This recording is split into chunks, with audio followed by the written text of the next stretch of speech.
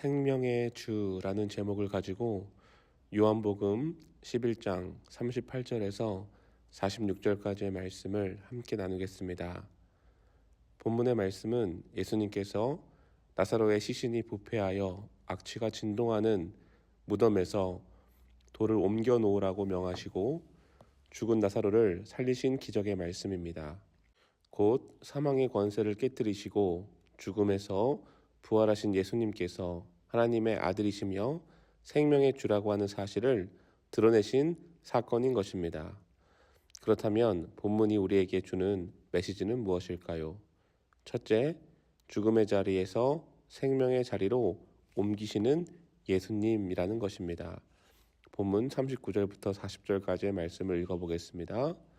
예수께서 이르시되 돌을 옮겨 놓으라 하시니 그 죽은 자의 누이 마르다가 이르되 주여 죽은 지가 나흘이 되었음에 벌써 냄새가 나나이다. 예수께서 이르시되 내 말이 내가 믿으면 하나님의 영광을 보리라 하지 아니하였느냐 하시니 아멘.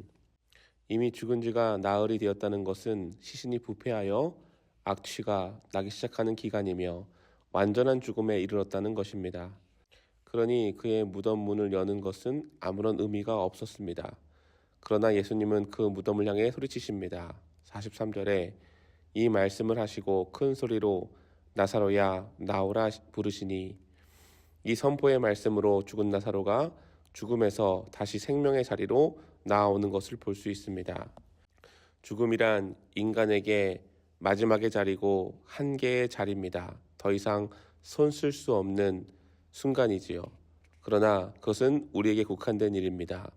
예수님은 죽음 이후에도 영생을 주시는 분이시기 때문에 곧 인간의 한계를 뛰어넘으시는 분이십니다. 그러므로 그분이 죽은 나사로에게 명하시니 나사로가 살아난 것이지요. 예수님은 이렇게 말씀하십니다. 나는 부활이요 생명이니 나를 믿는 자는 죽어도 살겠고. 아멘. 예수님은 죽어있는 인생을 살리기 위해서 이 땅에 오신 분입니다. 죄로 인해 죽어있는 우리의 영혼을 살리시기 위해서 죽음의 자리에서 갇혀있던 우리에게 해방과 자유함을 주시기 위해 죄의 종으로 살던 우리에게 하나님의 자녀가 되는 삶을 허락하시기 위해 예수님은 이 땅에 오신 것입니다. 그러므로 예수님을 생명의 주님이다라고 고백할 수 있는 것이지요. 사랑하는 성도님들, 생명의 주인이신 예수님을 만나고 예수님을 믿으십시오. 그때에 절망 속에 있던 사람이 소망을, 두려움 속에 있던 사람이 평안을, 어둠 속에 있던 사람이 빛을 보게 되고 죽음의 자리에 있던 사람이 생명의 자리로 옮겨질 것입니다. 오늘도 생명이 주시는 예수 그리스도의 은혜로 말미암아 여러분의 삶의 자리에 생명력이 넘치고 하나님의 은혜가 넘치는 삶을 살아가시기를 주님의 이름으로 축복합니다. 두 번째, 하나님의 영광을 바라보는 믿음을 가지라는 것입니다. 본문 41절과 42절 말씀을 읽어보겠습니다. 돌을 옮겨 놓으니 예수께서 눈을 들어 우러러보시고 이르시되 아버지여 내 말을 들으신 것을 감사하나이다. 항상 내 말을 들으시는 줄을 내가 알았나이다. 그러나 이 말씀을 하옵는 것은 둘러선 무리를 위함이니 곧 아버지께서 나를 보내신 것을 그들로 믿게 하려 함이니이다. 아멘. 믿음이란 상황을 보는 것이 아닙니다. 하나님을 바라보는 것입니다. 문제를 보면 낙심하게 되고 환경을 보면 허탈하고 두려움이 생깁니다. 하지만 하나님을 바라보면 믿음이 생기고 소망이 생깁니다. 41절 말씀에 아버지여 내 말을 들으신 것을 감사하나이다 라고 예수님은 고백하셨습니다. 내 말을 들으심에 감사하다. 하나님이 이 상황 가운데 이 모든 것을 바라보시고 우리의 기도에 귀 기울이시는 분이다 라는 것을 예수님은 그들에게 보여주신 것이지요. 곧 이러한 예수님의 사역은 하나님의 영광을 바라보며 하나님의 영광을 드러내는 믿음의 사역이었다라고 하는 사실을 우리에게 알려주고 있습니다.